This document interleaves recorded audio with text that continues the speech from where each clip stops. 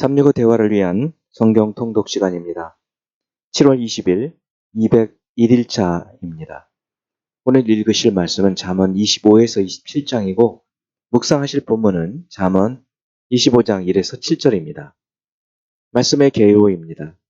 25장 1절에서 29장 27절은 히스기야 왕의 신하들이 수집하고 편찬한 솔로몬의 단편 경구 선집으로 솔로몬 2잠언이라고 합니다. 이것은 1잠언보다 후기에 편집된 것으로 솔로몬 1잠언을 보완합니다. 히스기야의 신하에 의해서 이루어졌지만 히스기야를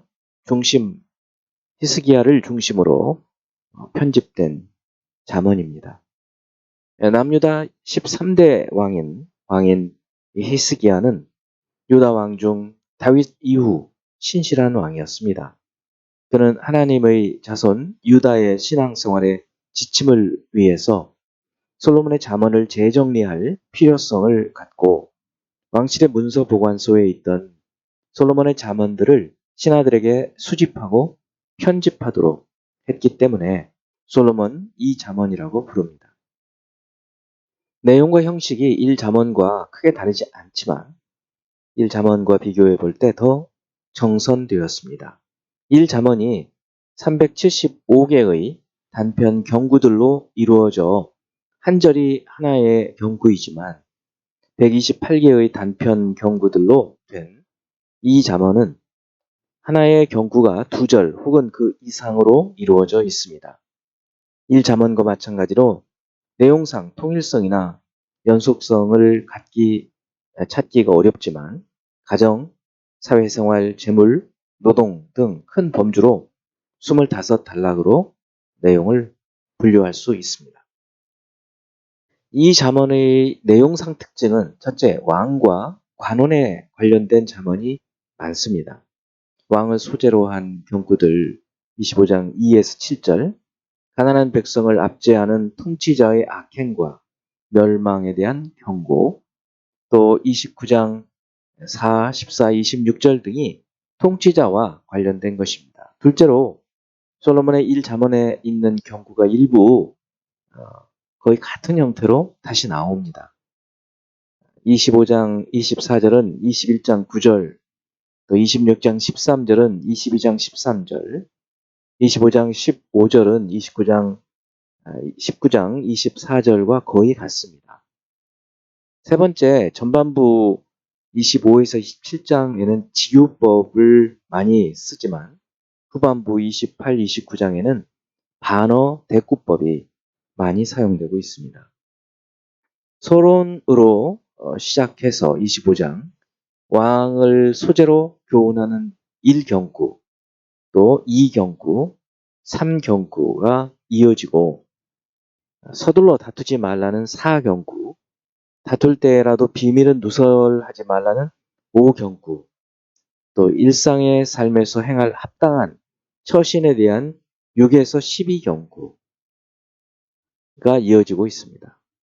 이웃에 대한 13에서 16경구, 또 의인의 절제에 대한 20에서 22경구가 있습니다.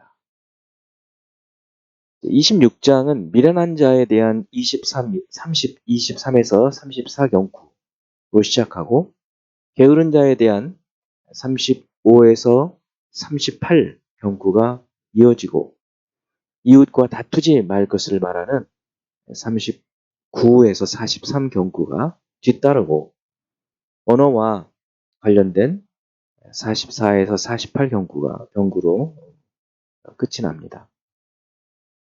27장은 자기 자랑은 지혜가 아닌 것을 말하는 49, 50경구 시작해서 분노와 투기의 위험성을 말하는 51, 52경구, 친구 관계에 대한 53에서 58경구, 자녀의 지혜는 부모의 기쁨이 된다는 59경구가 이어지고 60에서 63경구는 어리석은 자들의 행동을 말하고 64에서 66경구는 좋은 인간관계에서의 선한 영향력을 언급하고 67에서 69경구는 단련이 필요한 인간성을 경고하고 70에서 73경구는 부지런함의 유익을 말해주고 있습니다. 이제 예수 그리스도를 닮아가고자 하는 우리의 목표를 향한 여행을 위해서 질문하고 대답하는 시간을 갖습니다. 첫 번째, 25장 2절. 이를 숨기는 것은 하나님의 영화요. 이를 살피는 것은 왕의 영화니라. 이 말의 뜻이 무엇일까요? 하나님은 인간이 파악하기 어려운 방식으로 일을 행하십니다.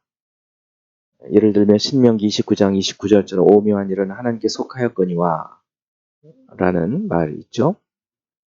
그런 것처럼 앞으로 일어날 일에 대해서는 하나님께 맡기고 사람은 자신이 행할 일을 지혜롭게 하는 것, 일을 살펴 행하는 것, 이런 것이 영광스러운 일이다. 왕의 영화라는 말은 사실은 이제는 모든 사람을 왕 같은 제사장으로 삼으시는 그 하나님께서 모든 사람들, 믿는 모든 믿음의 사람들이 바로 이렇게 자신의 행할 일을 지혜롭게 행하도록 하시는 그런 의미로 볼 수 있겠습니다. 두 번째, 25장 22절. 그리하는 것은 핀 숯을 그의 머리에 놓는 것과 일반이요. 여호와께서 내게 갚아 주시리라. 이 말씀의 의미를 생각해 보기 바랍니다. 로마서에서도 사도 바울이 언급하고 있는 단락인데요. 이 핀 숯을 머리에 놓는다는 것에는 세 가지 정도의 다양한 해석이 있습니다. 첫 번째, 악인에게 선행을 베풀 때 하나님께서 심판하실 것이다. 이 머리에 핀 숯을 놓는 것은 심판이다. 그런 의미이고, 두 번째, 이 고대 애굽에서 회개한 자가 숯불을 담은 그릇을 머리에 이고 다니므로 스스로 고통을 느끼면서 회개했다. 이런 것을 사람들에게 알리는 풍습이 있었다는데, 이 원수에게 이 선행을 행함으로 부끄러움을 느끼게 해서 회개하게 한다. 그런 해석입니다. 세 번째, 이 고대 근동에서 불씨를 꺼뜨렸을 때 이웃에게 가서 불씨를 빌려오는 풍습이 있었는데 이 사람들은 이 불씨를 잘 빌려주지 않았겠죠. 그러므로 이 불씨를 빌려주는 것은 원수를 선행으로 대하는 것과 같은 의미다. 라는 그런 의미로 사용된다는 것이죠. 대체로는 첫 번째 해석, 악인에게 선행을 베푸는 것은 바로 하나님께서 그 악인을 심판하게 하시는 것과 마찬가지다. 그런 의미로 보통 해석을 합니다. 세 번째, 26장 16절. 게으른 자는 사리에 맞게 대답하는 일곱보다 자기를 지혜롭게 여기느니라. 이 게으른 자는 게으를 뿐만 아니라 교만하기까지 하는 것을 말합니다. 교만하기 때문에 현명한 사람들의 견해를, 지혜를 배우려고 하지 않고, 그러므로 더 배우고 발전하려고 하지 않아서 자기 스스로를 더 지혜롭게 사리에 맞게 대답하는 일곱 사람, 지혜로운 사람 일곱보다 자기를 더 지혜롭게 여겨서 배우지 않는다는 거예요. 바로 그 게으름 때문에 그렇다는 거죠. 바로 게으른 사람은 교만하기까지 하다라는 의미입니다.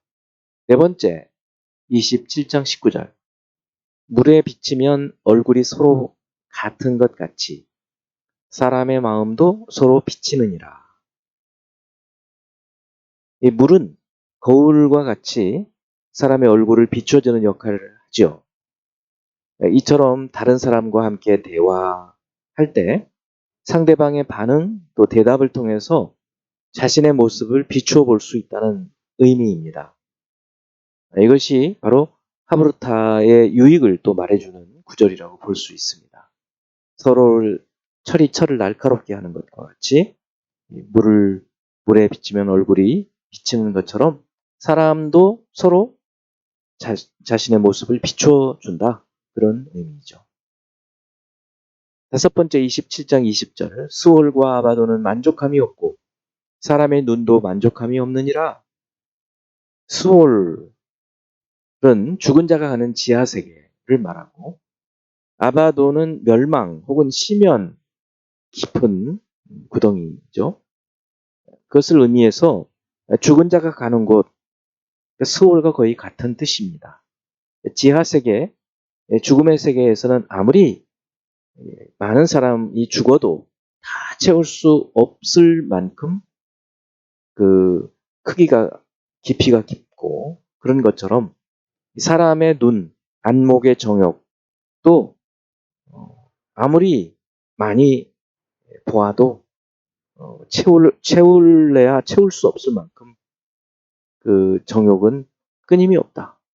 다함이 없다. 그래서 자족하는 마음이 없이 욕심을 갖게 될 때는 스월과 아바돈, 지하 세계처럼 아주 비참하게 된다. 그런 의미입니다. 이제 한 구절의 말씀을 묵상하여 교훈으로 삼고 기도하는 시간을 갖습니다. 27장 21절, 도가니로 은을, 풀무로 금을, 칭찬으로 사람을 단련하느니라. 은과 금은 이 불로 달구어서 불순물을 제거함으로 단련시키죠. 더 순도가 높은 은이나 금을 얻어내듯이 사람에게서 사람을 단련하는 방법은 칭찬이라는 겁니다. 칭찬을 해보면 그 사람이 우쭐거리고 교만해지는지, 아니면 그 칭찬을 통해서 더 열심히 하는지, 이것으로 칭찬으로 사람을 단련할 수 있다. 그런 의미가 되겠습니다. 기도하겠습니다. 하나님 아버지, 잠언의 한 구절 구절들의 의미를 묵상하며 이 세상에서의 삶의 지혜를 배우게 하시고, 무엇보다 하나님을 경외하는 것이 지혜의 근본임을 깨달아 알아서 이 땅에 사는 동안 복되게 살 수 있는 저희가 되도록 인도해 주시옵소서. 예수 그리스도 이름으로 기도합니다. 아멘.